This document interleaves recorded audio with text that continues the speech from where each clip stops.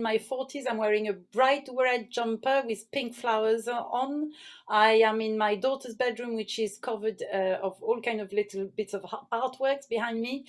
And I have dark eyes, dark hair, tied in a ponytail. It's so lovely to welcome you on our session today. I am a cellist and music and health practitioner. I have a passion for sharing music with a wide variety of people, ranging from adults to children.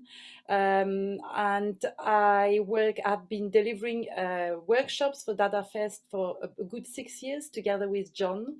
And it's a real pleasure to collaborate with John today to deliver this session and tell you all a bit more about our work with the Young DaDa Ensemble. I'll pass over to John. Thank you very much.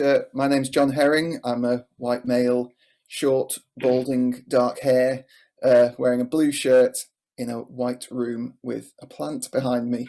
Yeah, just a quick introduction. I've been working in the field of inclusive music making for coming up to 12 years now. I'm a musician, have a background playing in bands, and I work for various organisations doing inclusive music making and inclusive workshops, including Liverpool Philharmonic. I work on their In Harmony project, which is a community orchestra based in North Liverpool, for which I am the special educational needs team member. I work for Drake Music, running various workshops in different settings, using music technology to break down disabling barriers to music making. I work for the Amber Trust, working with visually impaired young people, and Soundabout, working with young people and adults with profound and multiple learning difficulties. And as Georgina mentions, we've been running the Young DaDa Ensemble for about 6 years now, which we're going to tell you all about today. So the way that this session is going to run today, we've got a couple of hours. We're going to give you a little introduction to the DaDa Ensemble. We're going to show you a little video, just to sort of explain how it came together, how it's changed over the years, what our sort of ethos is behind it, and some of the projects we've worked on. We're going to talk a little bit about how we've adapted to the online world in the past year or so, because obviously that's been quite a big change. And then we're going to talk about we've got 8 keywords that we feel are quite helpful conversation starters for a lot of the aspects of inclusive ensemble that we'd like to discuss. So depending on how many people we end up with, we might split into breakout rooms to discuss, or we maybe end up just having a good chat together about that. There will be a short break in about 45 minutes as well. If you've got any questions at any point, please either shout out, put your hand up, put them in the chat, anything like that. And Grace, if you spot anything that we seem to be missing, please alert us. So I'll pass back over to Georgina for a little introduction, and I will share my screen so you can see our slides. That's great. There we go. You should all be seeing a yellow slide now with writing on it. Brilliant. Are we okay to start the presentation, Grace, or do you want to wait a few more minutes for people to arrive? Or I'll let them in as they come, Georgina. Okay, that's great. Thank you, John. So we've been running the Young DaDa Ensemble since 2014. The DaDa Fest is based in Liverpool. It's an organization which inspires and develop and celebrate really the talent in disability and deaf arts. DaDa Fest produces amazing opportunities for disabled and deaf people to perform and access the arts. So John and I have been running the Young DaDa Ensemble, which delivers accessible music-based activities to young disabled people on Merseyside, aged between 11 and 20 years old. We meet on a Monday evening, hosted by Resonate Music in Liverpool, which is the music hub of Liverpool. And the project is being delivered with specialist partners. Our partners are Drake Music, Live Music Now, and Resonate. And all our projects so far have been funded by Youth Music. we'll move on to the... So every Monday we have to deal with a few practicalities. It starts with the logistics of putting those sessions together. We have a fantastic helper and manager called David, who is in charge of calling the taxis, making sure that all the young people are escorted in a safe way from school. So all the young people, most of the young people we have attending come from different schools, and it requires huge logistics with taxis, with PAs, and so that really adds up to how we leads to how we set up the space. The location we use, Notre Dame College, is a very accommodating space. The access is all easy for our young people. We have access to large rooms, and we even have access to 2 large rooms, so we can have the option to separate into groups if needed, depending on the activities we run. The activities we run are very much adjusted to the different levels of participation, and we find ourselves constantly adjusting the level of activities depending on the young people's needs and aspirations. For us, I think it's really important to create an environment where the young people are going to be really supported on all levels, and to make sure that they always have a lead in creating the content of the sessions. We also have access to quite a collection of instruments, and we've been over the years experimenting with more technology, thanks to actually guest visits from assistant musicians from Drake. I'm thinking of somebody called Steve Warden, who recently visited our sessions, bringing this incredible instruments and technology that he has developed himself. So we find that our young people get really excited by trying new instruments, and also our responsibility as facilitators, it's always to make sure that the young people will have an instrument that's fitted to their abilities, and also that can improve accessibility. Thank you. If you can. So I believe that by showing a film, you can immediately see what we're going to talk about. So I thought we'd just start by watching this wonderful little film, which is from a few years ago, because I'd love you to meet the artists and watch them go on stage. So over the years, we've had specific projects. We prepare for performances. Actually, every year we have had these kind of goals of preparing for a performance, even though we never ever know until the day whether that performance is going to happen the way we think it might happen. As we say, it's always the process that matters more than the actual gig. But as it happened, every year we have managed the young people have produced some incredible performances. So this is just a short film which will make you meet some of our young people. They will talk to you about how they feel about making music, and how they feel they can really be themselves in the process. And this is also leading up to a performance, and there'll be a few minutes of this performance towards the end. And then following that video, I will relate that video to a few main points, main keywords that I think you will observe in watching this video. So John, if you could... Great, I'll come out of here. I've just got to change my... So this video will be about 6 minutes long. I've cut it a little bit short, and John will skip the middle bit. Just that I'm aware of the time, and it's just to really give you an idea. So I hope you'll enjoy this little video, which always brings so many amazing memories. Okay, hopefully you should be seeing a black screen with Young DaDa Ensemble written on. Perfect, here we go. Yeah.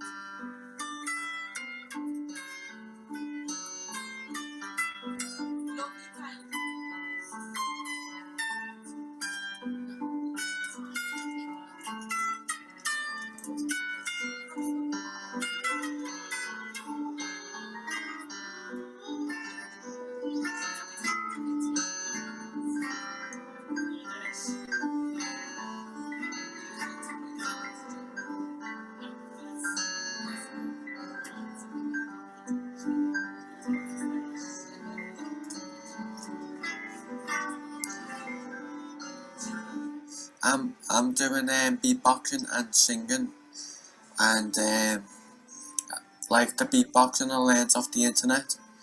All the other people are like on the guitars, piano, drums, and saxophone, and the bass.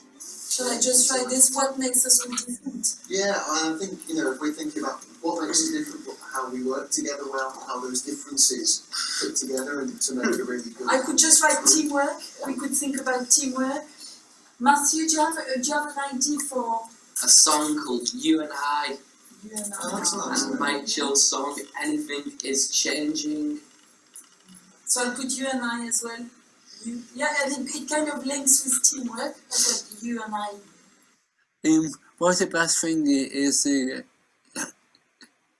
it's like we sit around this circle. That's it. It's like chatting about what kind of music can we do and stuff.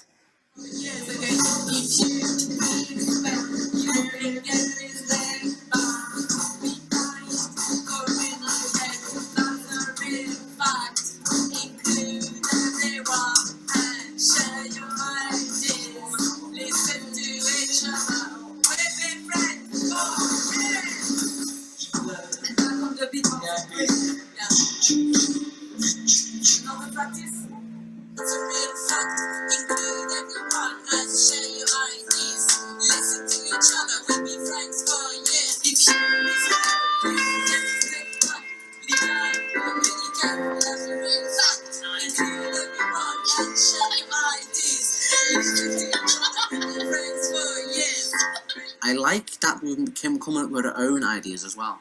That's what interests me in a band. I like a band where people can think for themselves and come up with their own ideas as well as include others' ideas.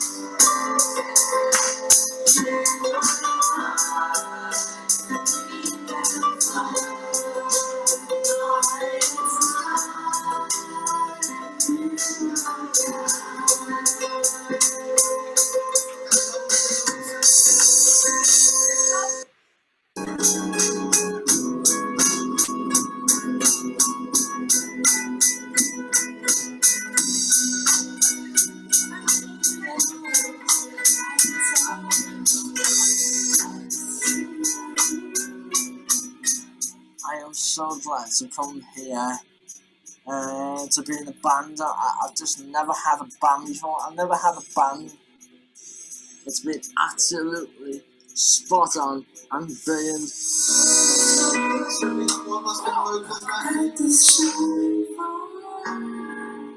I do it every Monday. I come here. I'm playing keyboard. It's got the 4th and the 30th November.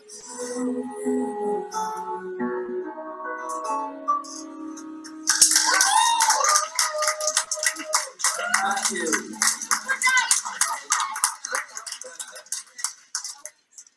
Good evening, everyone. This is a song called You and I by the band Musical Fusion. It was coming together by everyone's ideas and making everyone's own genres. Everyone's genres put into this song. We hope you all enjoy the song and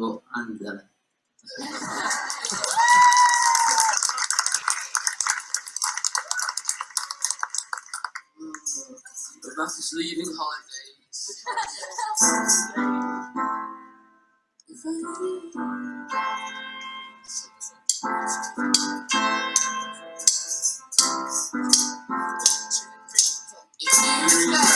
Get respect back. You can't communicate down the real fact. And know that everyone listen to each other when we get for this. You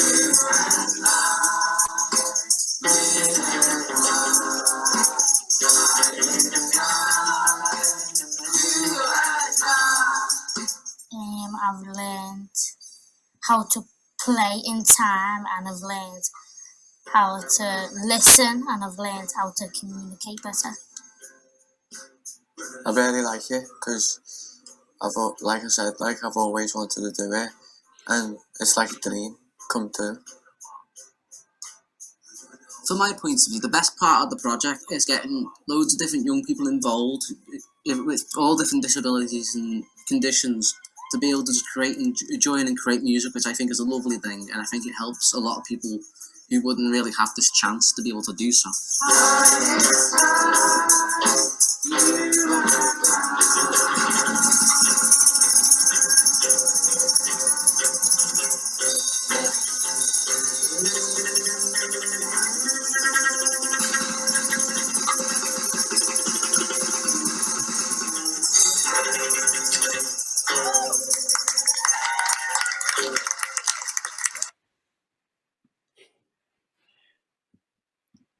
Thank you. Can you hold it? Yeah. What a gig that was, I'm telling you. And, you know, it just, I always just, gives such a big smile to watch these videos again. And that was from a few years ago. And it's amazing to know, to realize how much those young people have moved on now. But I'll leave John to talk about this. So from what you've just seen, I like to reflect on, you know, what does this all mean, and why do we do it? So obviously for me, the main thing in what you've just seen is that we create really meaningful connections. And by meaningful connections, I mean like a two-way street. So we're always on the same level, and we have a space where we can share common interests and feelings and emotions, and mainly we can really trust each other. I feel it's very important as facilitator to be able to identify people's needs. So it's not about us musicians, what are we planning to do? It's about the young people. What is it that they need to express? And I think we really have to always create awareness that we are all equal in the music making from the very first moment we come together. There are no weak links. We celebrate individuality. And this is really important, that the young people feel that they are independent, and we celebrate them, each person, as individuals. This is a very important thing to reflect in our planning as a team, and in the practice, obviously, and the reflection that we carry out at the end of each session. We always will reflect on how, you know, have we really made sure that we've listened to every single voice today? The simplest contributions also can be transformative. So it's a way to keep reminding ourselves that we always need to focus on hearing the quietest voice in the room. So I give this example of, you know, this could be as simple as sometimes somebody's breath, or somebody saying, no, I don't want to, can become like the base of music making. There's nothing too small. Every role has an importance, and every role matters. Obviously, as you've seen very clearly at the beginning of the video, the way we facilitate the music making is always through co-production, collaboration, and co-creation. I love those core words. I think they are so important. It's about us as a team, as a band. I like to think of team sport, you know, it's the same spirit. We're a team, and we need to work together to make things happen. Hence those three very important words in our session and in the way we facilitate the music making. We all play a role equally important, even if it's the quietest role. And we really need to give a meaning to everybody's potential, to nurture a sense of belonging and ownership. This comes with a real sense of self-esteem as well. So many young people have really grown in confidence because their self-esteem is boosted by this sense of belonging and ownership when we make music together. Right, I'm going to chat a little bit about the ensemble over the years. We just thought it might be useful to talk about how the group has changed over the 6 years that we've been running it, just because we've tried various different things, and you know, some have worked better than others, so it's sometimes useful to sort of look back over those things to see what has been useful or what has worked for particular people. So yeah, it's changed in reaction to various things, number of participants, the space that we have. Sometimes the funding has indicated, whether we can expand, whether we need to trim it down again, and also just who's in the group, what their interests are, what the dynamic is in the group, and how they're working together. That can also affect how we sort of run it. So when we started, it was just one big group on a Monday. I think there was maybe about 10, 11 young people, and it was one group in one room, all playing together as a big band. Then a year or so later, we split into two groups. So we had a Monday group and a Wednesday group, and sort of more experienced members were there on a Monday, and then newer musicians and slightly younger musicians were with us on a Wednesday.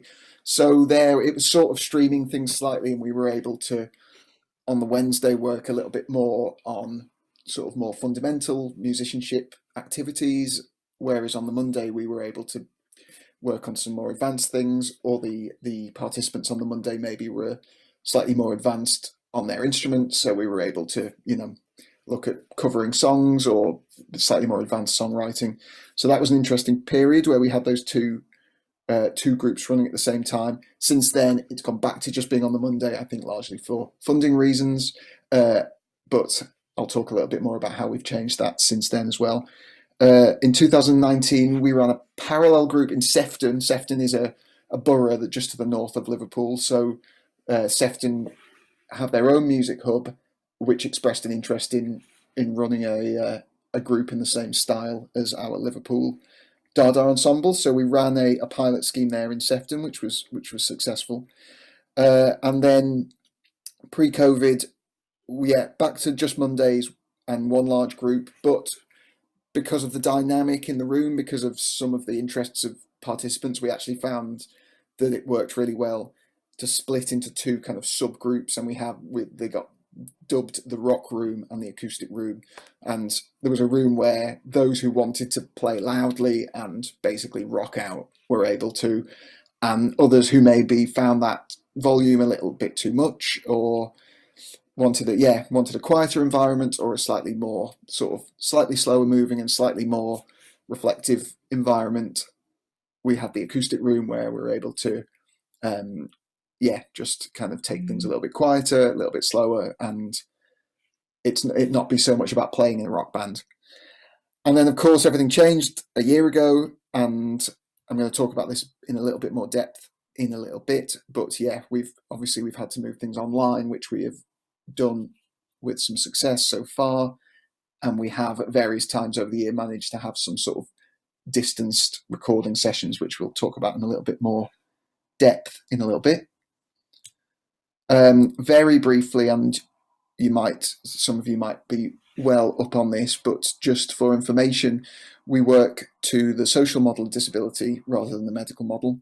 This definition is from the Drake Music website, and you can see for yourself, basically, in a nutshell, the social model of disability is talking about the concept that it is society that disables people. It's not that they have a disability, but that they are themselves, and what they can or can't do is controlled by what society allows them to do. And so we work to that model. Everyone has the right and ability to do as much or as little as they want to, and we are there to facilitate that. And we don't want to disable them any further by not meeting their interests or meeting their requirements or their access needs, or not being able to provide what could help them to achieve what they want to achieve. So that's the sort of ethos that we're coming from. There's loads out there if you want to read more about social model. There's loads online about that. And then an interesting project we did more recently with NIMAS was the DaDa Fest Scratch event. And it's we want to just talk a little bit about this because it's quite a nice example of a model where we were integrating an inclusive ensemble with more of a traditional mainstream ensemble bringing lots of different sort of parties together to realise one big project, which NIMAS then broadcast on the web around the world. And yeah, we worked with a disabled composer called Ben Lunn, who you can see on the right-hand side of the picture on the screen, if you can see that, along with some of our ensemble members there. And we also worked with a string quartet from the Liverpool Philharmonic Youth Orchestra, which is a traditional youth ensemble. But especially in recent years, the Liverpool Philharmonic are very interested in making their ensembles more inclusive. So they were interested to work alongside us so we could kind of all learn from each other and see how these different models could fit together. So we wrote a few pieces, we worked on a few pieces that Ben Lunn brought to the table, but there was one particular piece that was written by the young lady in the centre of the picture there, who's in the wheelchair, which was, it sort of summed up the whole project. It brought everyone together, everyone loved it. The string players from the Philharmonic were playing on it as well, and we've got a little clip which I will go back to YouTube for, and we'll just show you a little bit of this. I'll skip through it because it's relatively long, the song, but I want to show you some of it at least. If I go out of that, bear with me 1 second. And then it is there. Okay. Right, you should be able to see a screen with various musicians on it there. Okay, so this is part of the song.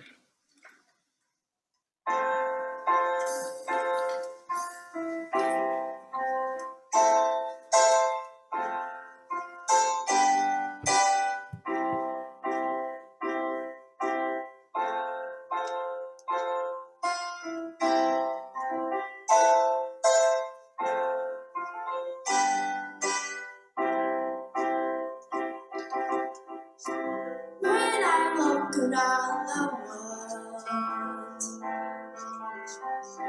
many people disagree. War fighting everywhere. How can we find harmony? I don't wanna fight you. I'd like it to be free. Come and make some peace with me. I don't wanna fight you. I'd like it to be free. Come and make some peace with me.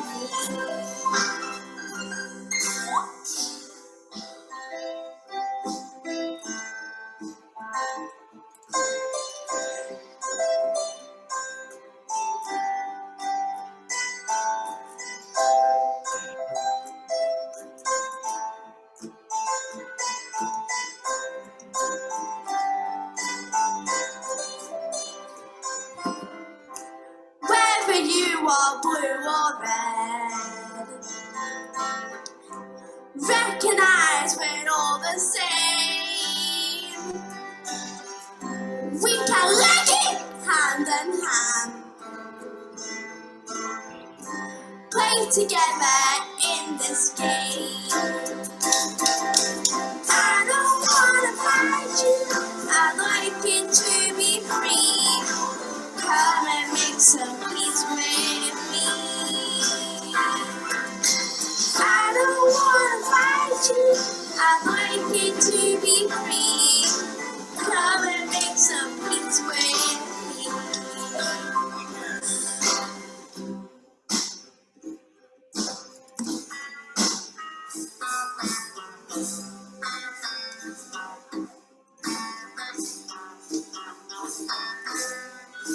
I'm going to skip forward a little bit for the finale.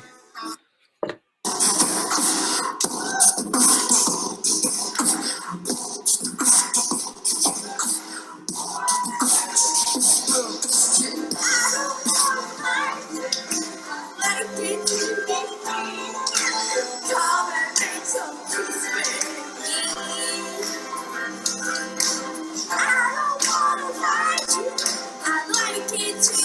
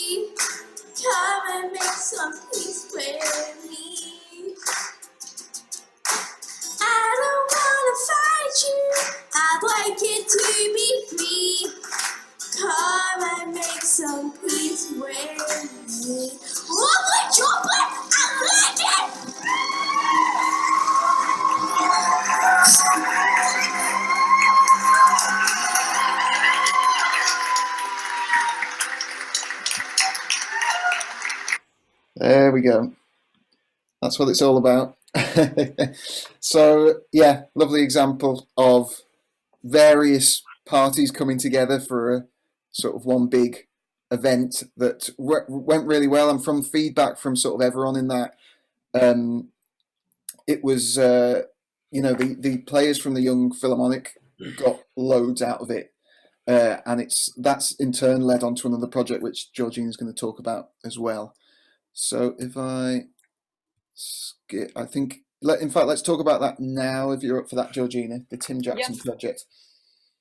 Yeah, so yeah, as John mentioned, this the song written by Ruthie is a very good transition into our next project, which we are currently hoping to resume to in the next, actually after Easter. So I am very involved with the Liverpool Philharmonic. I didn't say too much about what I do, but I'm involved. I carry out a lot of different projects for the Liverpool Philharmonic. Obviously, I'm a performer, so I play the cello, and as part of my engagement with the orchestra, I've been asked over the years to deal with different projects, and it was a really important thing for me to try to find ways of connecting our Young DaDa ensemble and the youth orchestra of the Liverpool Philharmonic. I approached a composer who is of first French horn player, principal French horn player in the orchestra. Tim Jackson is a wonderful composer, and we are friends, but also we have collaborated on numerous projects for the mental health program that the Liverpool Philharmonic leads in partnership with Mersey Care. So I collaborated with Tim Jackson of a composition project with a completely different setting, which was Ashworth High Secure Hospital.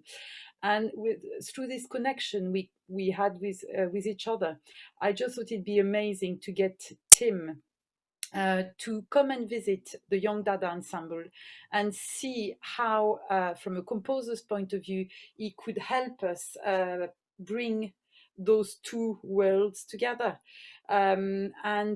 So we thought with John of a practical way of doing this. So we identified 5 young people from the Young DaDa ensemble and 5 young people from the youth orchestra.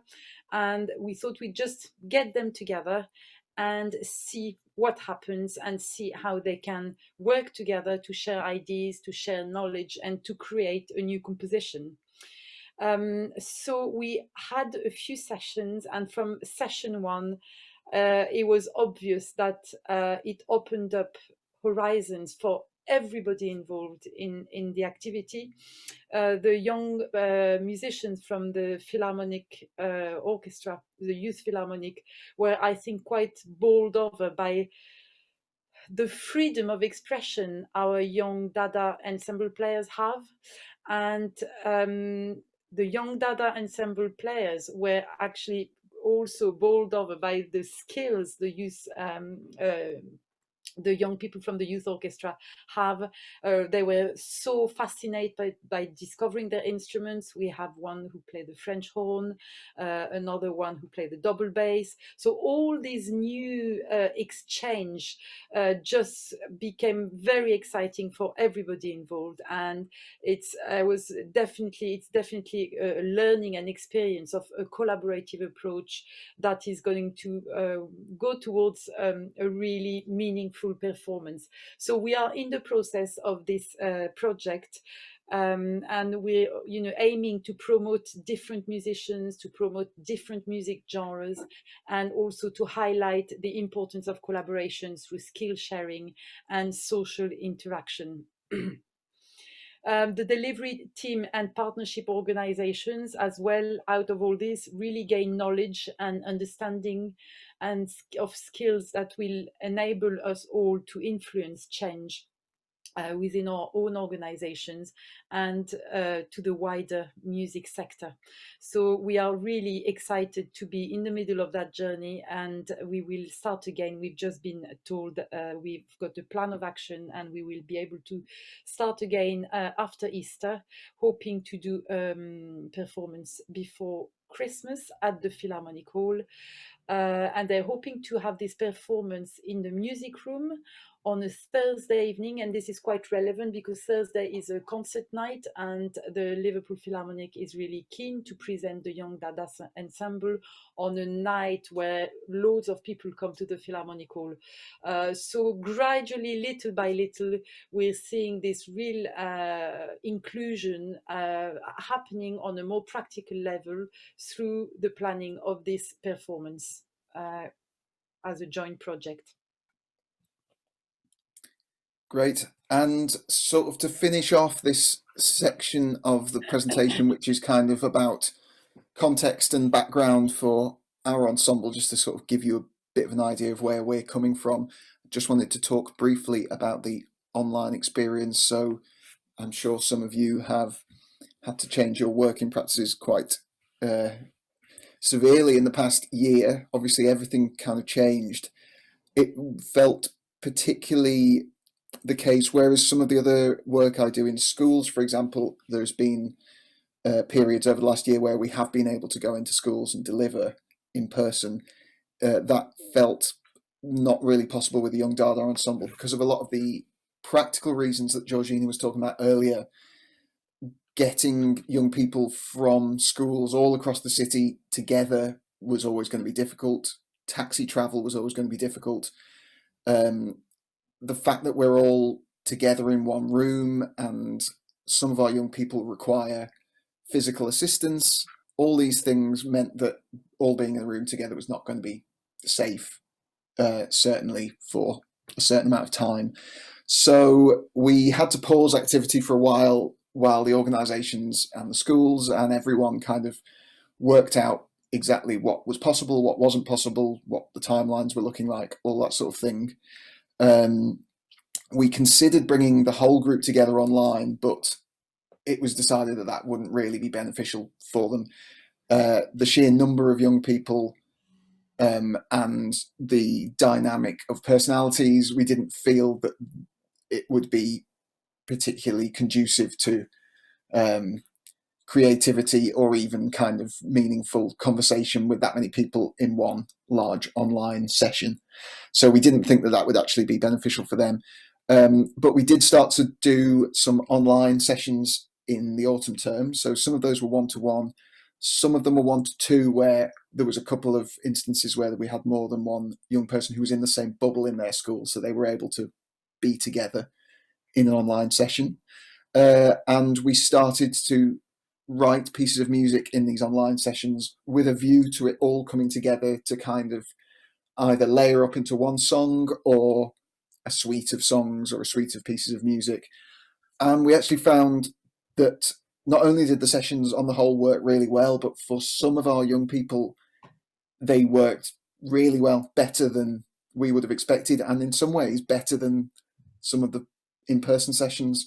There was a couple of young people in particular who socially are maybe sometimes reticent, or in a large group with strong characters, they maybe find it difficult to assert their ideas or to push their ideas forward. And we found that actually in a one-to-one online session, these young people were hugely confident. They were really enjoying themselves, able to sort of take the spotlight, direct the session.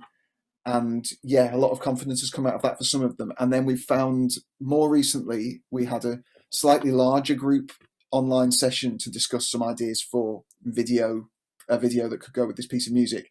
And I was seeing that some of those young people who had gained in confidence in the online sessions were actually coming forward much more confidently within the group session than they had previously. So that's really interesting to see, and something that we might even consider continuing even once we're able to meet up in person, that there might still be some element of online delivery that could be suitable for our young people.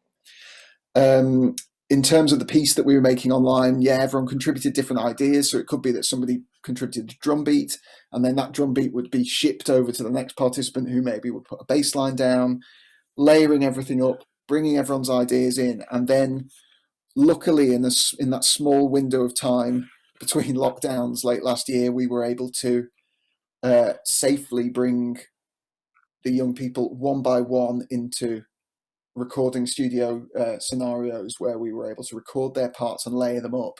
It's still an ongoing process. We've actually got another recording session tomorrow, which will be the final one. And then we'll sort of bring it all together and create this final piece. But it's actually been a really different but really rewarding project we've found. So, you know, it's something we wouldn't have done, and certainly wouldn't have done in this way in normal circumstances, but our hand was forced and lots of positives have come out of that. So that's been a really interesting process. We're continuing with our online sessions after Easter, but the plan, touch wood, currently is that maybe after the summer holidays, we might be able to be together in person again. So hopefully we will see some development there. So that sort of sums up. I'm going to stop the share for a second, because that's kind of the end of the kind of background information part, where we just wanted to sort of explain what we do, how we do it, and things that we've experienced. The next bit is going to be talking more about kind of our ethos, our approach, thinking about the real kind of aspects of what we think about when we do what we do and how we go about creating that. And hopefully bringing you all into the discussion as well, so we can see how you do these things, you know, what ideas you've had, if you've got questions about these things, so we can all make this as useful as possible, really, and share our ideas. Now, we've not got quite as many people as we'd originally thought. So we'd originally thought about maybe doing breakout rooms, but I'm now wondering if it might just make more sense for us all to have a discussion together. Grace is nodding. Do you think that's all right, Georgina? Yeah. Great. How is everybody feeling? As we're such a small group of people, I think it'd be wonderful to hear your voice at this stage. Maybe before we carry on, maybe we could have a short break and then come back all together and discuss these points.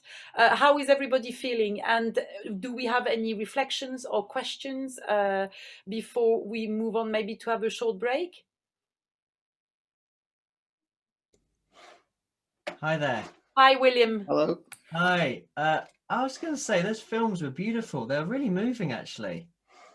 Really beautiful, and yeah, it's lovely work. And I was just thinking throughout that, I really hoped it. You know, I can ask you questions about your approach to thing and everything. And then when Jonathan said that's what we look at next, I thought that sounds brilliant. So now I'm looking forward to that. Well, thank you. And we'd be really interested to know if people are happy to share what their kind of work experience is or what their work contexts are. That would be really useful for us to be able to sort of make the conversation as relevant as possible. So, William, I wonder if you'd be happy to tell us sort of what your work is. Sure. Do you want me to say now? Go on, let's do it. Yes. Yeah, I do a little bit of work with Grace and IMAS, and I do work with a few organisations with young people with special needs. Organisation called Outside the Box. I do music making with them a little bit over in Ilkley. I'm a musician with live music now, so I do quite a lot of work in care homes, working with older people, and quite a lot of dementia work. And yeah, I teach drum kit in the daytime. So that's my kind of different areas I work with. But yeah, I've got a real passion with working with young people. It's probably my favourite, if you're allowed to have favourite areas of work. Absolutely. Yeah. Brilliant. Thank you very much for that. And so, hello, we've got Ellen, we've got Sarah, we've got Samantha. Welcome to all of you, and thanks for joining us today. Wonder if any of you, small group in a way. Yeah, it's not. I wonder if any of you would be happy to tell us a bit about your work contexts or what's brought you to this session today. I can share if you want me to. Yes, please, Sarah. Thank you. So I am a music tutor, but with an emphasis on inclusive music making. So I do piano and clarinet tuition, but also inclusive music making, including work for a charity called Snaps in Leeds, providing music sessions for them. I very, very recently, it's just started, I've just set up a non-profit organisation called Accessible Inclusive Music in West Yorkshire. And our first offering is going to be a fully inclusive online choir. And I really like what I've seen from you guys so far, because the big emphasis is, I think sometimes the danger is not to make things fully inclusive, so to work with children who have additional needs and disabilities, but then perhaps I like what I saw with the Philharmonic Orchestra and integrating musicians from the Philharmonic Orchestra as well as those that have got additional needs and disabilities as well. I'm quite passionate about this area as a musician, but also as a parent, because I have a disabled son who has a diagnosis of cerebral palsy. So I'm very passionate about the lived experience side of things and how we can provide opportunities for disabled musicians from my perspective as a parent, as well as a musician, as well as a qualified teacher, as well as a tutor, and so on and so forth. So I do lots of different things. Brilliant. Thank you, Sarah. And yeah, it's a really good point. And, you know, I can't remember exactly what the phrase is, but there's a phrase that you hear a lot in this field, which is basically, you know, good, accessible provision is good for everyone. You know, if you make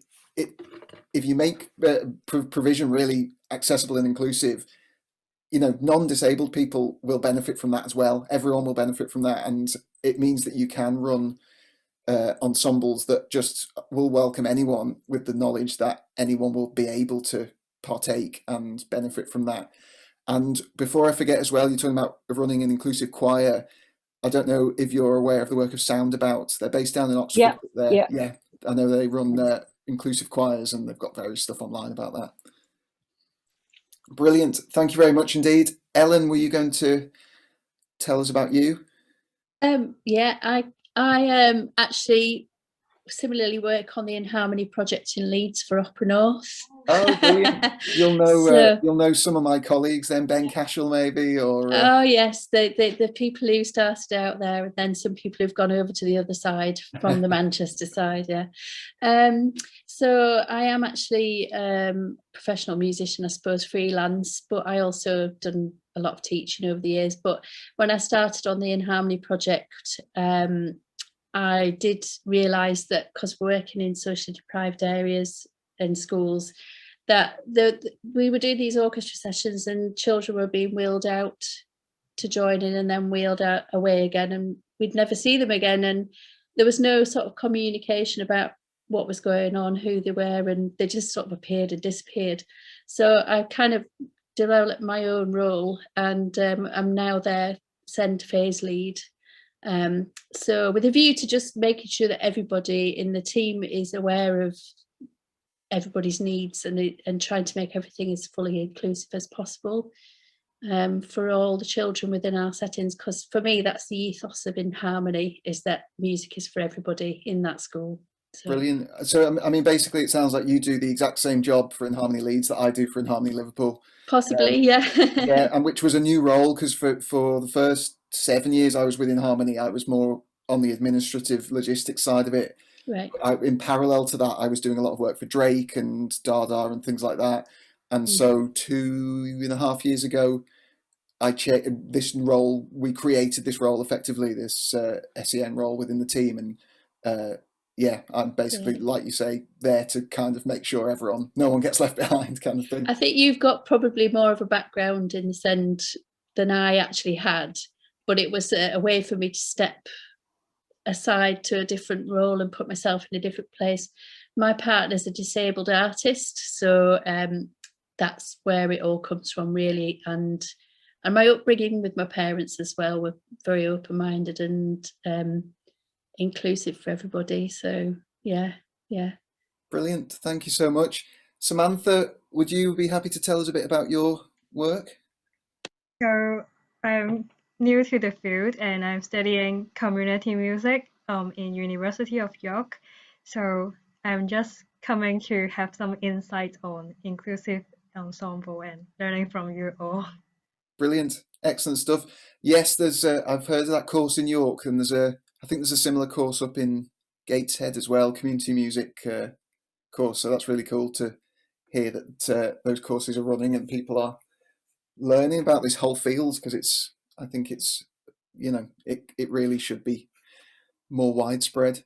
That's brilliant. So maybe should we take a couple of minutes breather if anyone needs to grab a drink, run to the toilet, anything like that? And what is it now? 5:02. So maybe if we meet back at 3, and then we've got the hour to just have a good chat through. We'll talk about these key words, and then we can have a good chat and make it as relevant as possible.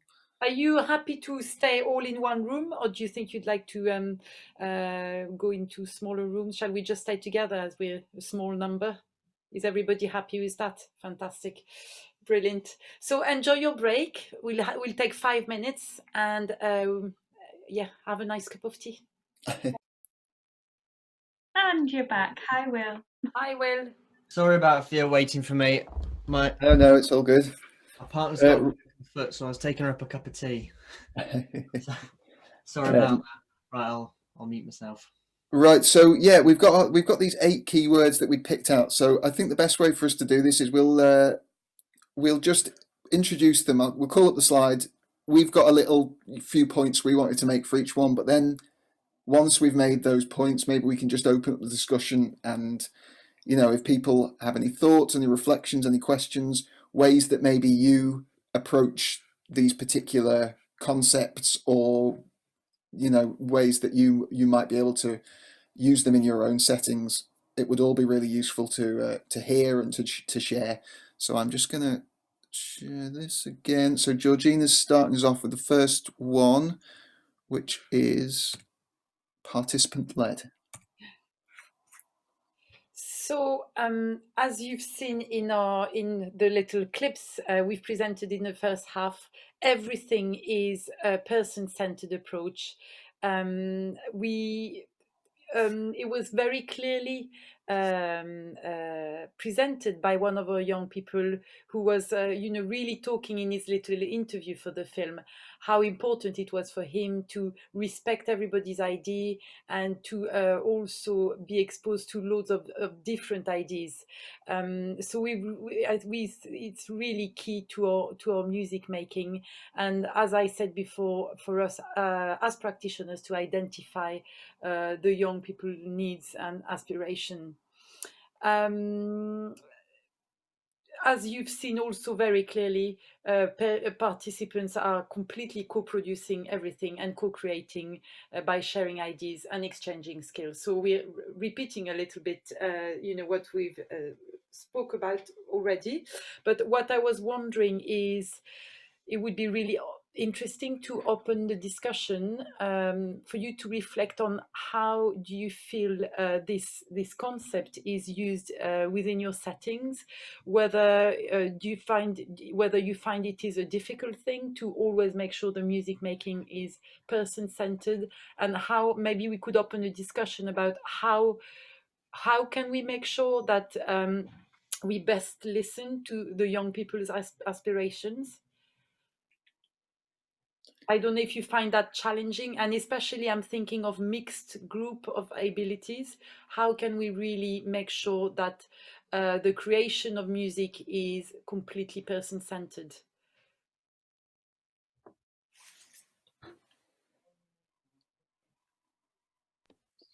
I'll go first if you like. I work with various different groupings, so it is really difficult sometimes, and depending on the size of the group, to make sure that everybody's voice is heard. I think some of it is just spending time with each person, giving them time to actually contribute or speak or do something or play something in their own time. Yeah, I've got a group of 4 children that I worked with that were in year 5 at primary, and they were really struggling to access our orchestral sessions, and they had originally started playing violins and cellos and things, and so I took them aside as a separate group and did some slightly different ideas with them, of kind of like found sounds and creating their own compositions from these ideas, so that was their way of kind of contributing what they could do. Yeah, so it's sort of about kind of having that template in place, but knowing how and when to be able to break that template when it's needed, and you know, not feeling like you have to be too rigidly following a certain exact curriculum or a certain exact framework. And and hopefully organizationally having the understanding there that actually completely going off the plan is sometimes going to be much more beneficial for everyone than doggedly pursuing certain approaches that maybe don't suit certain people. Yeah, it's kind of like, how far do you push this when a child comes into a room with their class and refuse to participate to the point where they're at the back wandering about and trying to find any way they can to get out of the room? But then it doesn't mean to say they haven't got a valid musical contribution to make. They just need to be encouraged to do it in the right setting that works for them. So it's a bit trial and error, and whether there's time in the timetable and whether the school are accepting of it, which usually they are. Yeah, it can be quite difficult finding a way. I think, as you mentioned, Ellen, it's a lot of this is to do with pacing and giving time. And I always find that you know, there's things that are out of your control, and in no way we can force anybody into anything. And I find that the best thing to do from my practice is always, if you give it time and make sure you kind of provide a kind of safe structure. And by safe, I mean a safe musical structure, so that it doesn't necessarily, I think this is maybe John, you will agree, ongoing challenge for each session, that we make sure we have a safe, sonorous environment, because sometimes, you know, if everybody plays at the same time, so I think our role is to give a minimum. We have to give some kind of structure, musical structure, and obviously also a kind of safe personal structure where the young people are going to be safe to be themselves, where they're not going to feel judged.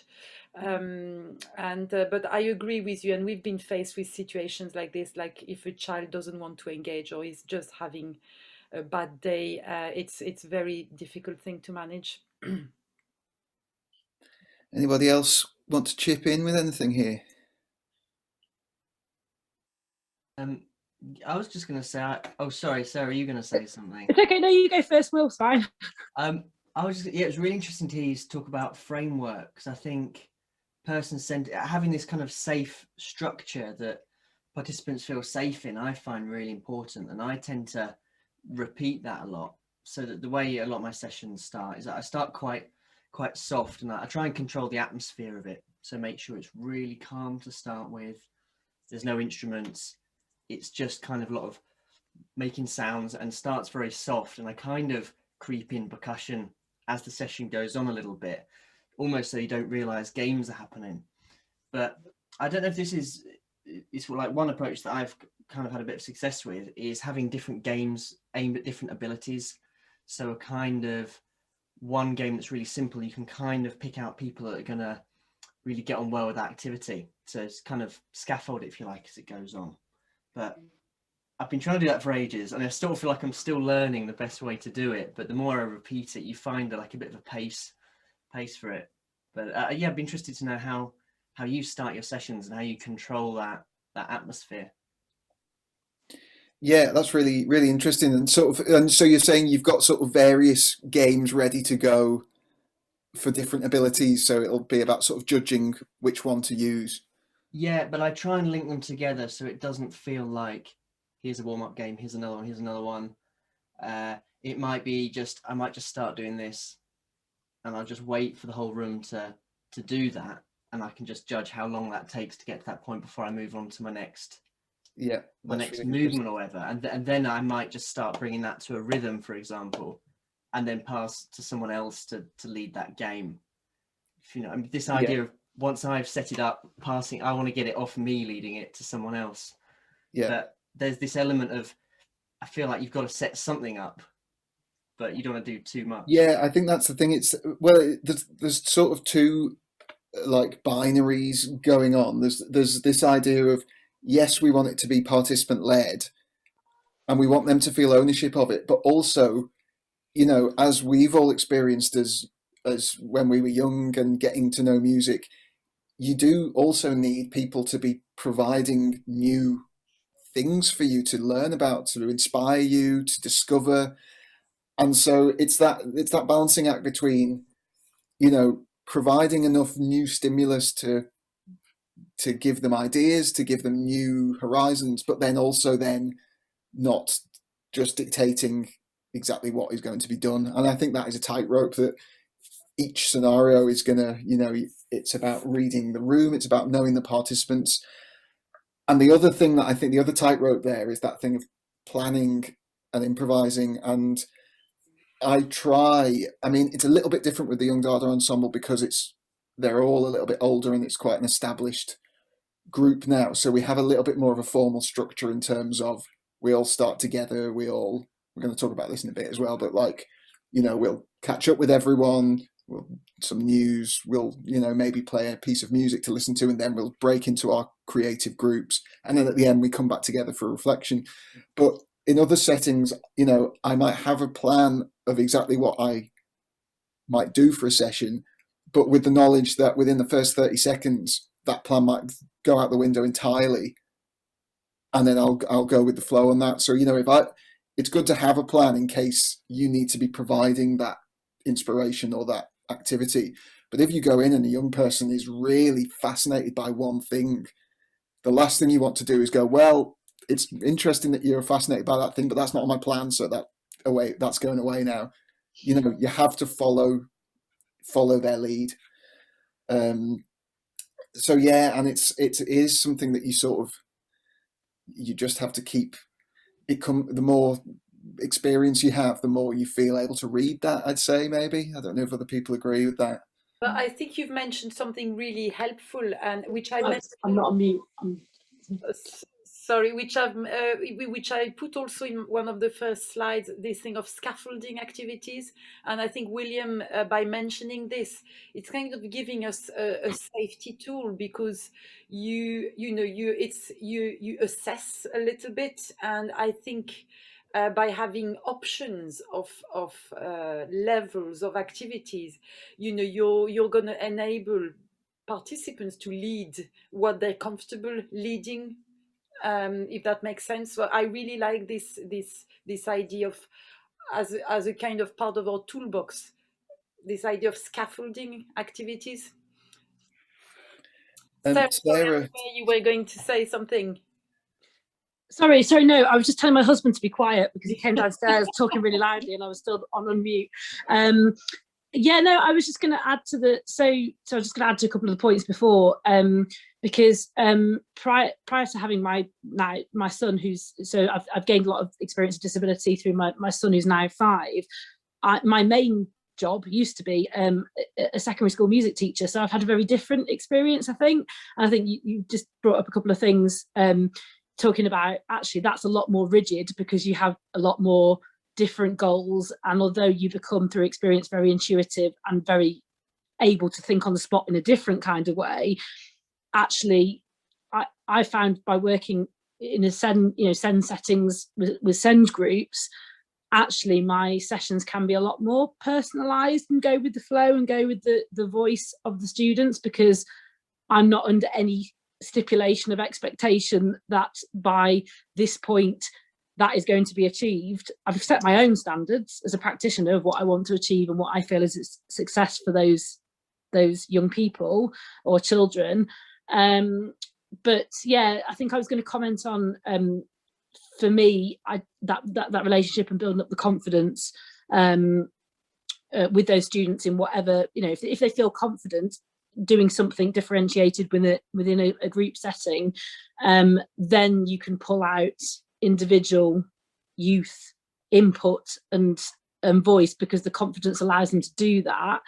And also, the careful scaffolding, I find that sums up really well what I do now, because rather than having a set scheme of work in place or whatever, there's a number of activities. And yes, we do. I was agreeing really with Will's point and Ellen's points about the scaffolding activities are there, but suddenly if you're getting something out of a particular individual, to then go with that, pursue it, keep working with that, and not move on and just go, oh, we're going to do this now, and almost in a way, it's that flexibility, I think, and that kind of going with the flow, so to speak.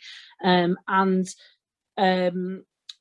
personally, as we all are here, I'm sure, very set on active music making, and although some individuals maybe feel more comfortable being passive to start off with, it's giving the opportunity at whatever level to be involved, actively, if that's right for the individuals that you're working with. I'm just going to add to those points that were already made. That's brilliant. Really great stuff coming out here. And I find sometimes silence and passive passive action, I was going to say, sometimes we've had people who make it clear they don't want to participate, and it's linking to your idea, Ellen, your original idea of, again, going back on pace and giving time to people. I think sometimes, a young person who's not up for participating one day can actually become, we can create a really useful role for that person of just being a listener. And I think that can be a very valuable role as well. And in that way, the participant, that quiet participant of the day, becomes really active in the whole process of music making. And it can be also, maybe if appropriate, responsible for feedback or just a listener. And I think the listener can have a big role in a group, can play an important role in a group. I'm keeping one eye on the clock here. Yeah, I know. I'm trying to work out how many things. I think we can combine the next two keywords. So I'm going to just pull up the screen because there's some overlap with them. So if I, quickly just talk about it. So next one's collaboration or teamwork.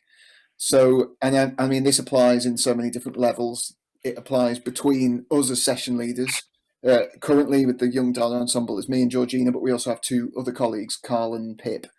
So there's four of us across the whole group over the two rooms. So it's about collaboration between us. It's about collaboration between the young people, and then between us and them, and every combination basically. And is really central. It's it's an ensemble, and we have had young people, often very able players, who have joined the ensemble. They might be particularly good on an instrument, and it's got to a point where maybe they've expressed a slight frustration in having to play with the others at their level, or to not be able to just do their own thing.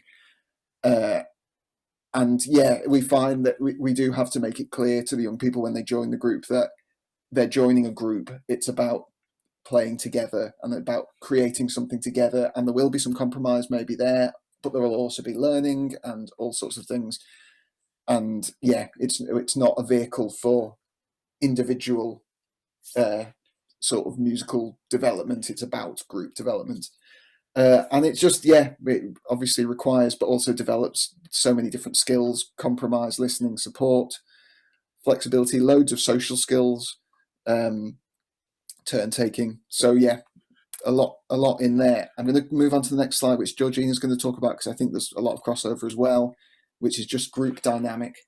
Yeah, just as a transition from collaboration, I just want to mention that we are extremely privileged with the setup of DaDa Ensemble, of being 4 practitioners. We have, it's just us. We're leading the session together. We all sing from the same tune, and that might be quite a different scenario for some of you who work in schools, where this collaboration with teachers, PAs is not necessarily there. So that makes a big difference from my experience of working in SEN schools as well. So it's just something, for reflection. So moving on to the group dynamic, again, this is an ongoing challenge. Every time the session has this, even though we know the young people, this sense of adventure, because we don't know how people are going. Some young people may arrive really agitated. Some other young people may arrive in a need to really express out their emotions, and we just need to make sure we create a safe environment for the whole group. So an environment which is going to be non-judgmental, and where every young person is going to be considered for how they are feeling on the day. And again, it's going back to the fact that everyone has a role to play within the group dynamic. And this idea, I always like to compare the idea of being in a band, like Josh says in the film, as a kind of team, like sports team.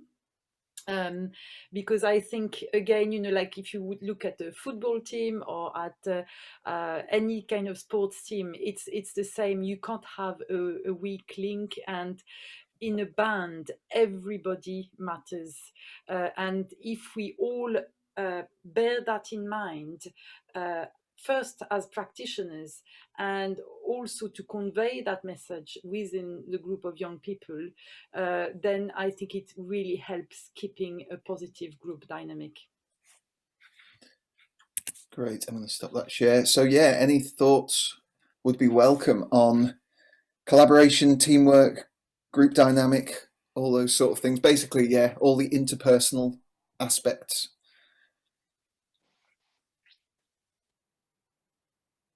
Anyone?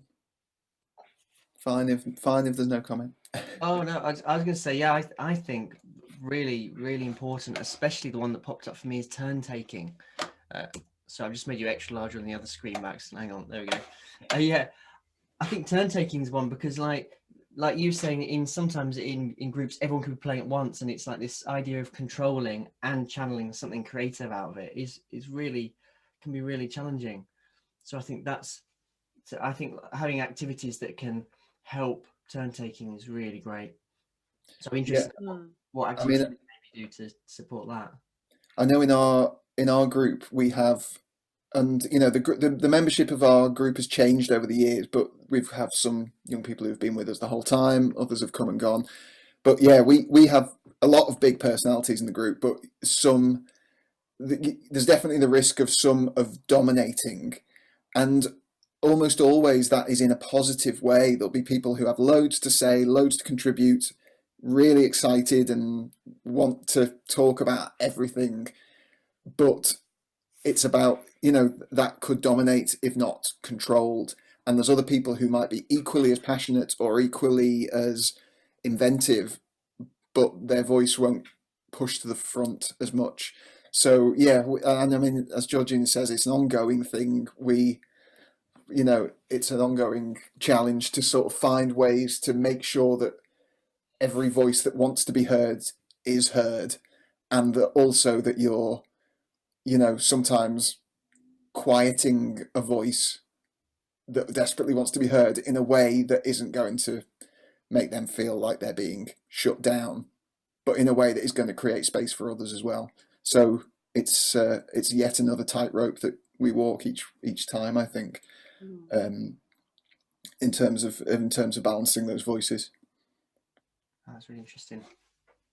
I mean, something I started doing in every session is asking what the best part of people's week was, but you got to sum it up in 3 words.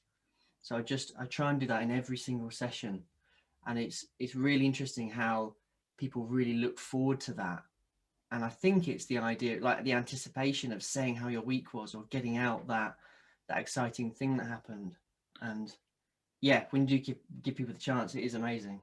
Yeah, I mean, we do a similar thing at the beginning. At the beginning of every session, we'll do it like, what's your news, what's happened this week.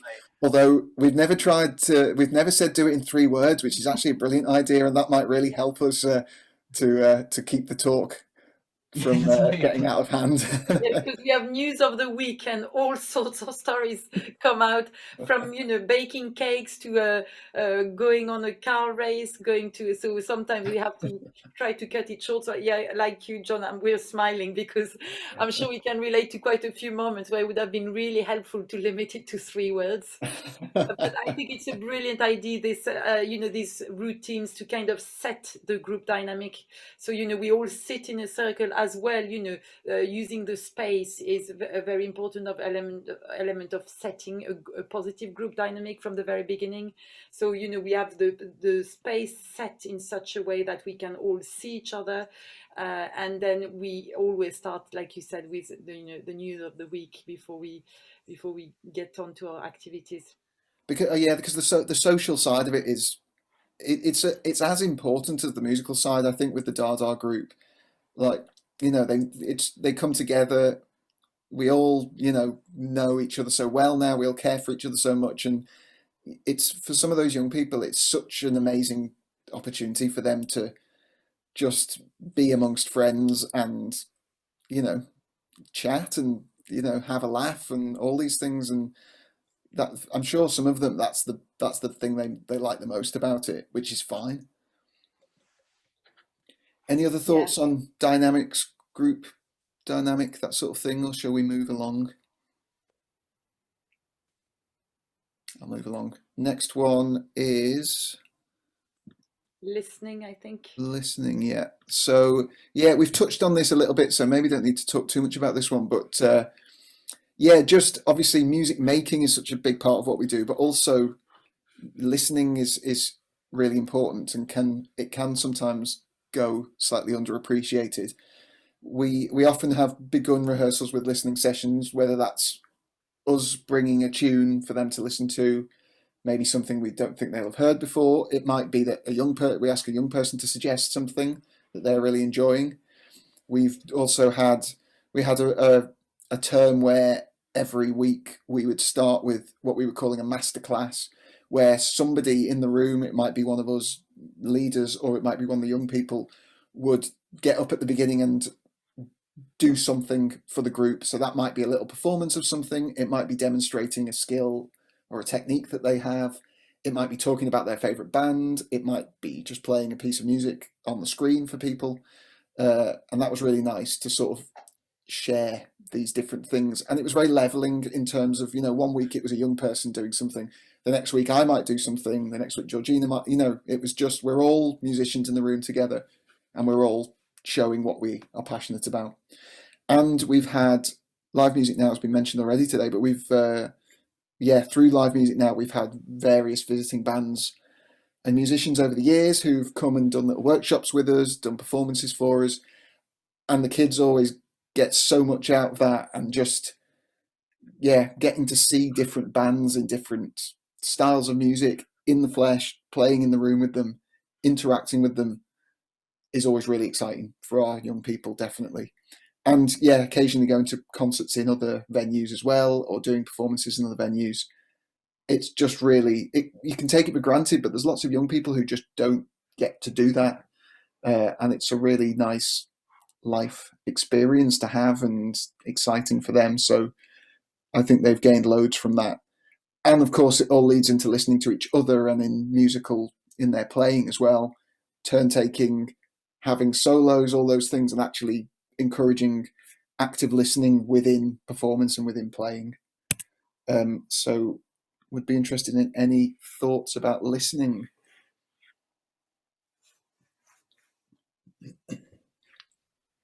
I've got a couple of things. I think like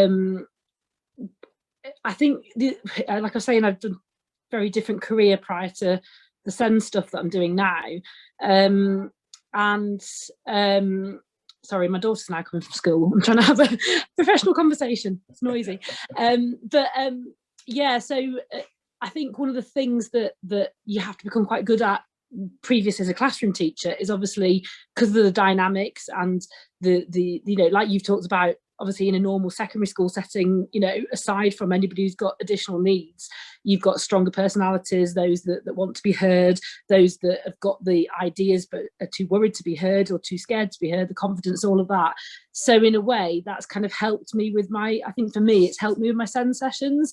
So one of the things I've through experience over several years is obviously trying to encourage engagement from individuals by you leading that musically or vocally or through speech or whatever form you're going to use. And I found that actually applying the same kind of almost classroom management from that experience to my SEND sessions, and giving each individual actually approaching that individual rather for them to have to approach me, and giving them an opportunity to do that through music, or, you know, call and response, or musically, or just by acknowledging something that I'm singing, through an instrument, through a smile, through a gesture, through a switch, a talking tile, whatever it is that's accessible to them. I feel like that's, although I'm learning a lot of new stuff in a new capacity, having had a very different career, that's one of the things that's crossed over quite effectively. And I think that fits in with the opportunity for listening, but also the group dynamics and all that kind of stuff as well. But yeah, giving that those individuals, like if I do call and response singing, giving that individual that voice at that moment, in whatever form is most appropriate to them, knowing that individual. Yeah, that's really interesting. And yeah, having that skill set from your previous career is, you know, being able to put that framework on things and seeing that, basically being able to pick and choose which elements of that work really well in these new settings is really interesting. I know in Harmony we at the moment do a lot of what we call cold calling, which is we will just pick people randomly to do things, to answer things, and, you know, they have the opportunity to say, no, I don't want to do that right now, you know, but it just means that it's not the most confident ones always coming to the front. And you know, there's young people who would happily slip through the cracks, but actually once they're given the platform to do something, they find that they surprise themselves, and they actually then start to really relish that and are more likely to come forward in the future. But they wouldn't have got to that point without having the helping hand of the cold calling to basically, in a gentle way, put them on the spot and get them. And it has to be the right thing as well. Like, it can obviously, again, it's that fine, like say, tightrope between confidence as well, and giving them the confidence to say, doesn't matter if it doesn't work, whatever they were doing, but it's whatever means is most appropriate for that individual, you know, whether it's a musical means because they access that better, or whether it's a, you know, vocal contribution, or, you know, if I'm working with my physically disabled children, a switch contribution, or whatever it might be. So yeah, it's because that very much that cold calling you talk about in classroom teaching is like what they call the no hands up policy. It's been obviously bandied about for years, you know, to ensure that everybody's you know, involved equally. But it's interesting because as I said, I'm learning a lot of new stuff, but you know, that's a very, very interesting crossover. Yeah. Any other comments? That triggered something in my mind and I've now instantly forgotten it. Something about the cold calling. It's going to come back to me later. Oh, that's going to bother me now. Anyway, the thought will come back at some point. Maybe we can move on to the next slide, which is Georgina, developing musicianship. There we go. That's so. The two clips we've showed actually in the first half of our little presentation are, you know, maybe about 4 or 5 years apart from each other. So it's interesting to see the evolution of some of our young people that have been with us since the beginning, the likes of Josh, our super guitarist, or beatboxer Kyle. There's a few of the young people who have been with us for years, and we've really noticed, kind of been monitoring as well how those young people are developing their musicianship. So obviously this goes with the exploration and the ability to try new instruments, so that has really kind of enhanced their will to develop new skills with new sounds, and we've also brought instruments like the theremin.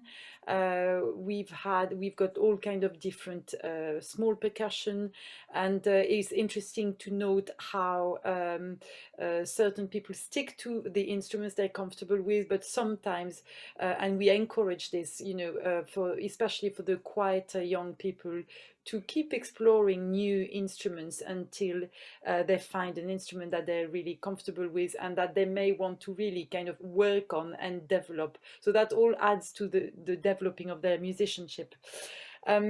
Because we have this platform of sharing, which quite often happens at the beginning of the session, where the young people are invited to share a favorite song or to I've been presenting. I haven't been too shy about presenting some of the classical music I love playing.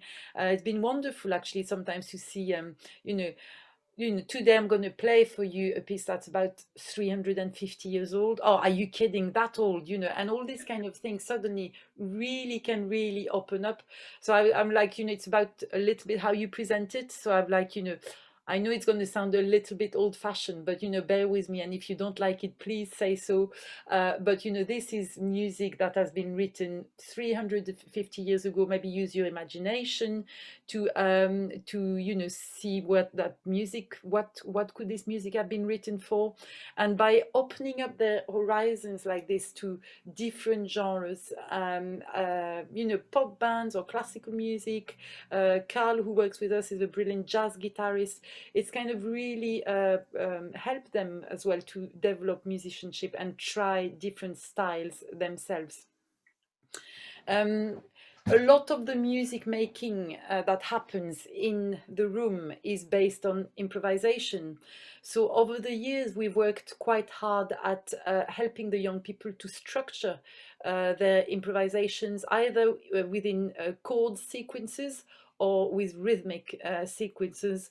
We've also touched obviously on songwriting. So again, for them to learn this structure of starting with a chorus and then making different verses.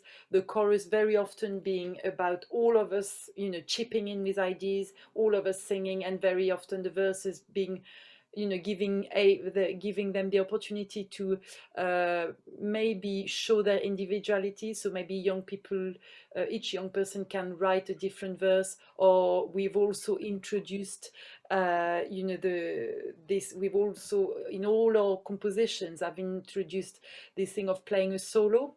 So it's not only about playing in group, you also have you can have such an important role in playing a solo.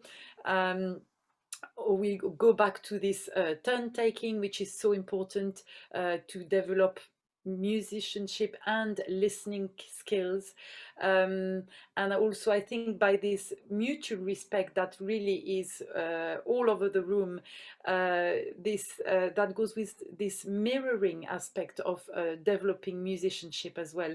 I think the young people have learned a lot from each other just by copying each other. Oh, look, I can do this, and can you do that? Or I've learned that chord. So this kind of mirroring each other as well has really helped to develop their musicianship.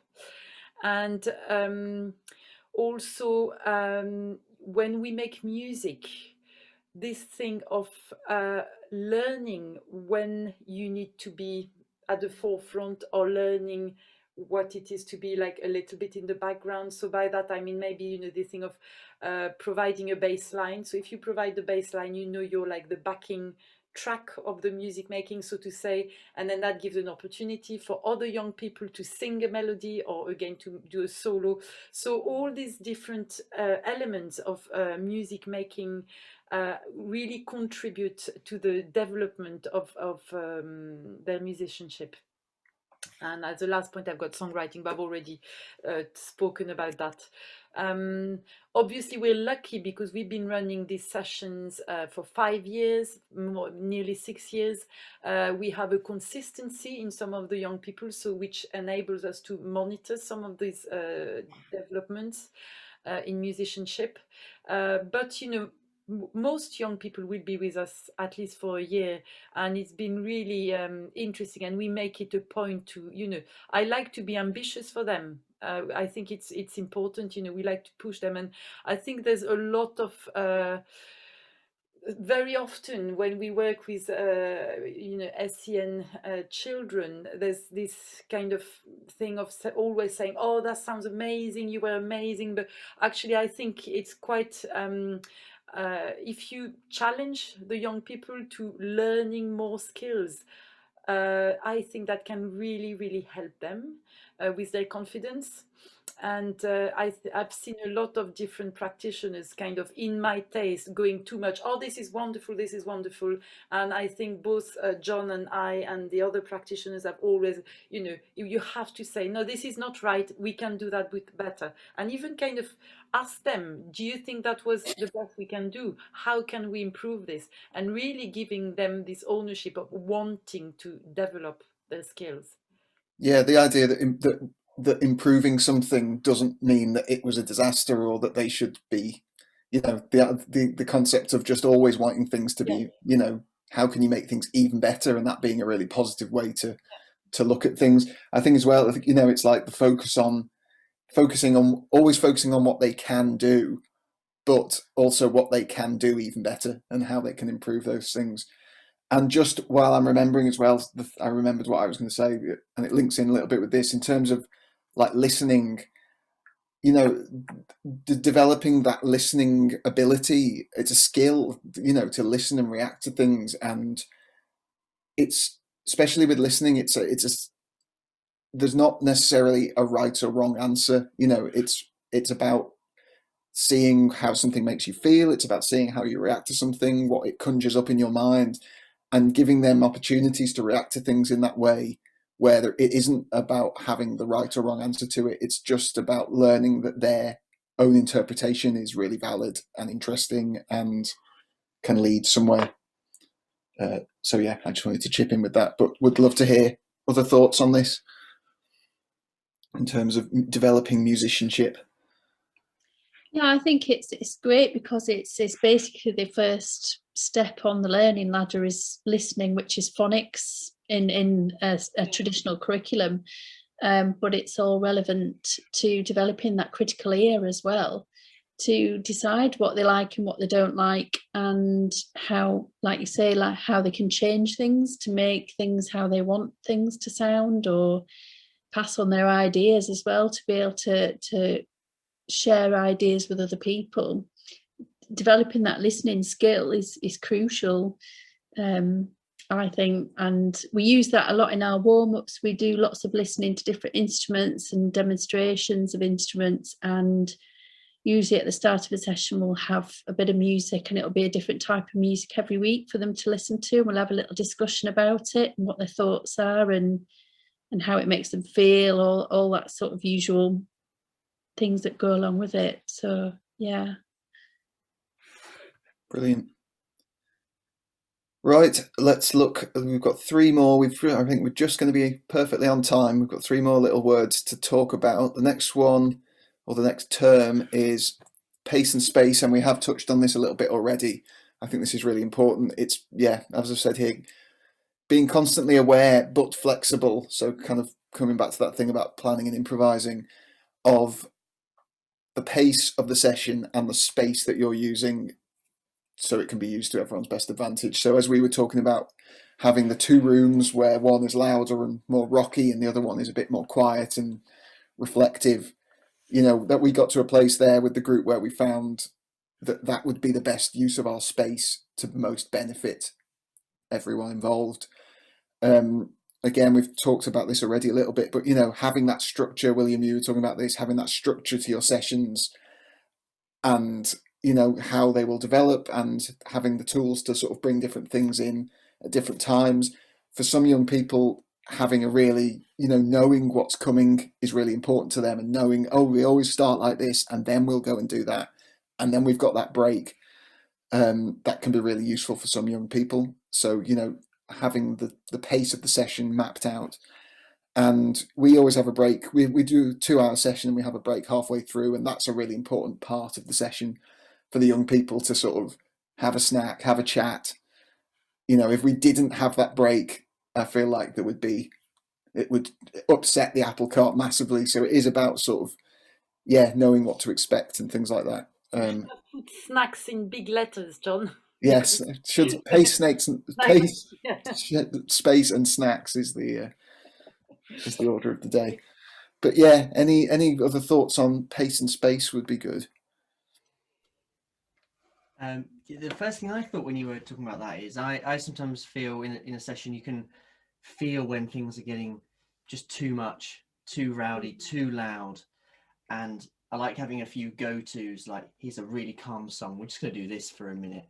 So I just wondered, do you ever have that? It's like, wow, this, because especially you're dealing with quite loud instruments, aren't you? You've got drum kits and electric guitars. So do you ever feel like, right, it's too much, we just need to put those instruments down, do something different? Or do you control what they're doing with those things? I think we have done that. I mean, more recently, me and Georgina have been in the quiet room, I think, so we've not had to deal with that quite so much. But yeah, obviously over the years we have had that, and yeah, we've had various techniques to deal with that, and they luckily a lot of our young people know that is something that we've got an eye on. So if we come over and tweak an amp down, they sort of know why we're doing that, and they're not going to immediately just turn it up again. But yeah, we have also used activities in that way as well. I remember, I don't know if you remember, Georgina, a few years ago we had that thing. I think it was an Arvo Pärt piece of music that we were using in the sessions, which was really slow and very sort of contemplative, and we were using that early in the session, and we found that really sort of, just when they all turned up and it was all, blah, blah, blah, blah, we've been in school all day, loads of energy, and it was just a way to sort of slow everything down, calm everything down, and then they were a bit more ready to sort of just go into the first activity without it being a mile a minute kind of thing. So yeah, the little interventions like that can be really handy. But as John mentioned as well, recently, because we've expanded and we have a few more young people, it's been really helpful. We've had this little routine of splitting, going into 2 rooms. So we had the rock room and the quiet room, and it's been a really good way of targeting this thing of pace and space. So the quiet room, people know, we've seen some young people really flourishing in the quiet room, really, like suddenly becoming so much more confident because it's a quiet space. And when we were always all together, those people, we tend to kind of not being able to, really include them on an equal level, because things are so hectic with all the guys who need to get on that drum kit. So it's been helpful as well to kind of, sometimes, as we said in the beginning, you can't control everything, and you have to respect that some young people may have to do this one day, and some other may have to feel completely different on the same day, and somehow to find a way of accommodating this is a good tool as well. I'm going to move us on just because we're entering the final furlong here. Let's just quickly mention our last 2 terms that we wanted to speak about. So we've got Georgina, you're going to talk about passion for music. Passion for music. Straight away, I have Josh, our young guitarist, springing to my mind. You've noticed, I'm sure you've made notice of him in the first film and also in the following session. Obviously, we're all together because we love music. And actually, I meant to add a word to this slide, is fun. We have so much fun with the young people. And I think all this fun comes from the fact that we all together because we just love music. So you know, they love sharing, they love their instruments, they really look after them, or we really, you know, insist on the importance of looking after the instrument you love. And they're also constantly you know, invited to share their passion through these different activities we've described, you know, whether it's the master classes, whether it's the presentation of a song they love at the beginning of the session, or whether it's them sharing a skills that they feel really confident in. So that's you know, really important thing. We celebrate the love we all have for music, and also, as the four of us are the four practitioners, lead musicians on this project, we are all very different. So John, you know, plays all kind of instruments, and you've been in so many different bands. I'm classically trained, but I've been exploring all kind of different music making. I'm very interested in, I've worked a lot in mental health units where I've had composition projects, explore all kind of music through that.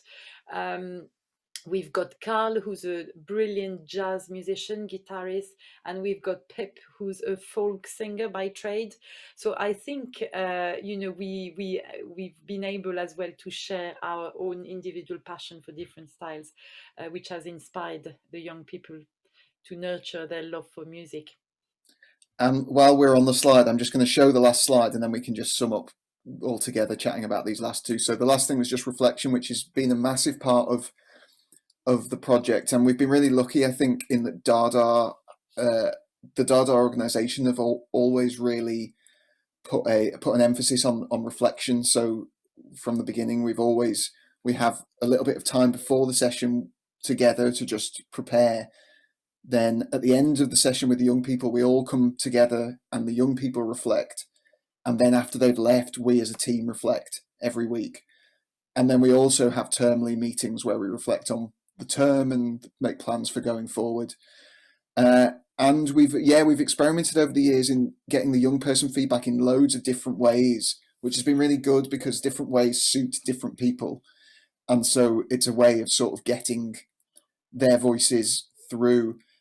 Sometimes we've had times where our colleagues have taken them out one by one to get some one-to-one feedback from them. We've done group feedback, we've done things where they've drawn pictures, we've done things where they've stood in different places to show how they felt about things, where they've written down, you know, their favourite things, where they've ticked boxes. So it's good to explore different ways of feeding back, I think, and finding different ways to get their voices heard. And there's also been external research projects carried out by universities, getting feedback from us and the young people, and sort of having that external viewpoint on it, so that it's not too biased in any way, which has also been really interesting and just great for us to help to improve what we're doing as well. So if I close that, and yeah, just quickly add to that, John, the last feedback method we've used most recently, which I really like and which I've applied to nearly all the settings I work in, whether it's children or adult, is simply, and back to your three-word method, William. We've invited the young people to with post-it, so to reply to those three things. First one is I learned, I felt, and I liked. So we've got those three words. And for example, I felt is on a yellow post-it. So each of them at the just we'll write a couple of words that we put on a board. Then we'll have a blue sticker for I learned. The same, everyone will, and then I learned, I felt, and I liked. And that's been a very effective way of collating feedback, which is not complicated. It's quite playful as well. You know, one young people will go around the room with the different colored stickers. Another person will be handing out pens, and it makes it quite a lively way of feedbacking. And then we have a nice little colorful board with loads of, filled with wonderful words. We take a picture of it, and it's kind of job done. Really effective kind of way of doing it. And that's what we've been doing most recently. Feedback forms, feedback cards.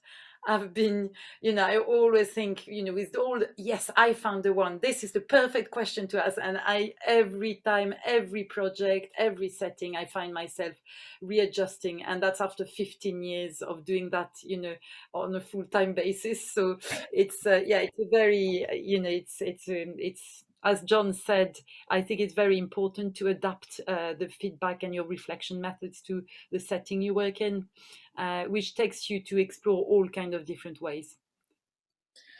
Great. So in our last few minutes, any thoughts or reflection on passion for music, on reflecting and reflection, or just anything we've talked about today? Any questions or any thoughts? Now is the time. Or if you're overwhelmed and it's Friday afternoon, that is also fine. Can I just say, I think it's been such a wonderful session. I've just been doing lots of online courses recently. And I think for me, the main thing is we need to share our knowledge. We need to share our experiences. We've exposed you a very specific setting. We've, told you about, the way we work. But I think we have so much to learn from each other. So, Sarah Macquet from NIMAS, I think it's what you've just created with this workshop presentation is a really, really valuable thing.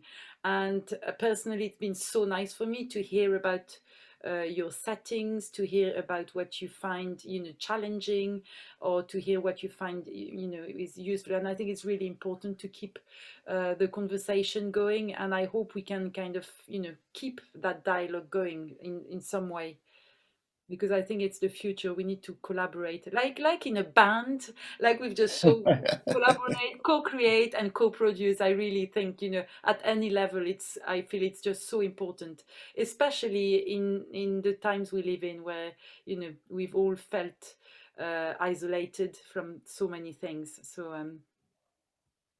thank you so much, everybody, every single one of you.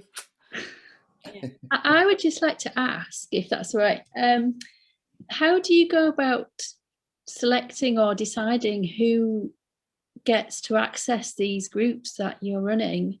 That's a very good question, and it's a relatively complex answer, so I'll try and sum it up as simply and briefly as I can.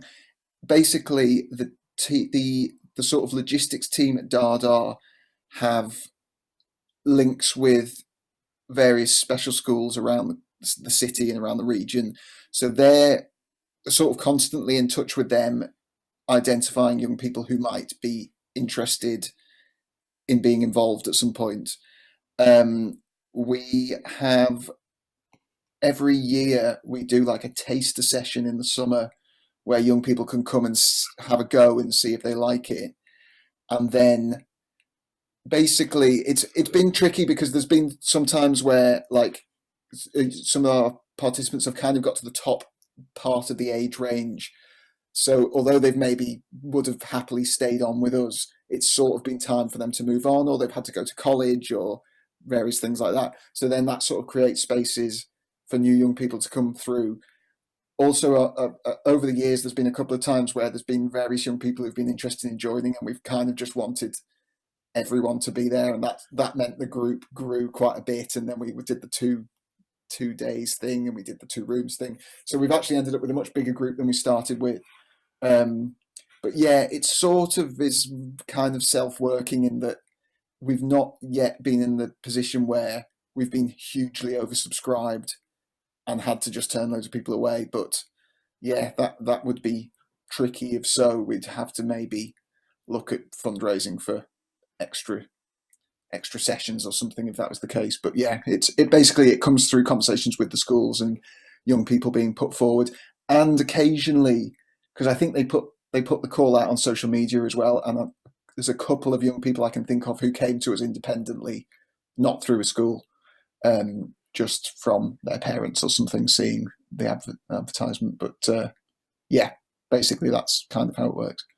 Right. And how do you run your taster session? Do you actually go into a setting, or do they get invited to come to it, or is it an online event? Or well, traditionally they come to us, so it would again it'll sort of be organised from the DaDa staff and the schools. identify the young people, and then they will come to our normal place where we run our sessions, and we'll just do a session with them as we would normally, and just see what they want to try, what they like, and all that sort of stuff. This year, I guess it is online. I think we're having a meeting about that in a week or so all will be revealed there, but it probably will have to be online, which is going to be quite different. It's a session as well, to see, and that might be online this year.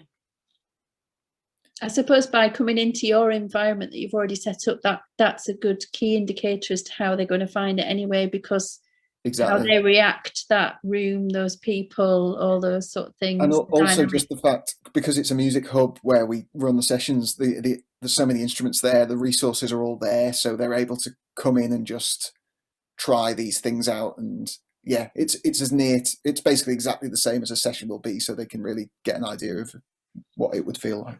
Right, great. Thank you.